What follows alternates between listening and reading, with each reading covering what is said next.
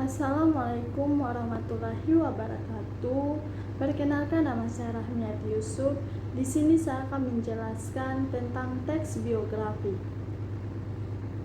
Pengertian teks biografi menurut Wahono Marfuki dan Sawali, teks biografi merupakan teks yang berupa fakta, baik berupa keistimewaan, perjalanan hidup, perjuangan, kesuksesan, dan rintangan. Wahono mendefinisikan teks biografi sebagai cerita yang bersifat faktual. Artinya, teks biografi ini ditulis berdasarkan fakta-fakta yang disampaikan penulis. Misalnya, kelebihan orang tersebut, prestasi yang dicapai, dan ideologi. Irawan mengatakan bahwa menulis biografi adalah menulis tentang riwayat hidup. Bisa diri sendiri, bisa juga orang lain. Karena biografi membuat semacam kisah hidup seseorang, maka tentunya bahan yang digunakan berasal dari ucapan, pikiran, dan tindakan orang tersebut. Biografi mewakili sosok yang ditulis tersebut. Untuk itu, menulis biografi harus mengenal lebih dekat tokoh yang ditulis. Selanjutnya yaitu struktur teks biografi. Struktur teks biografi terdiri atas 3 bagian, yaitu yang pertama orientasi, yang kedua kejadian atau peristiwa penting, dan yang ketiga reorientasi. Dan berikutnya yaitu ciri-ciri teks biografi.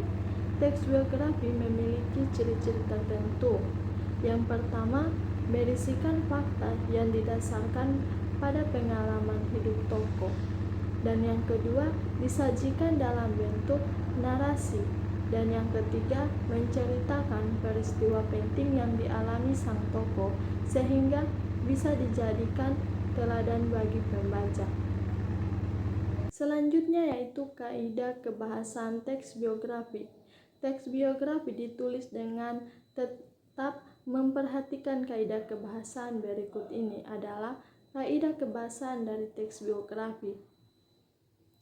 Menggunakan kata ganti orang ketiga tunggal seperti ia, dia, beliau, dan nya. Kata ganti ini biasanya dipakai secara bervariasi untuk menyebutkan nama tokoh atau panggilan tokoh.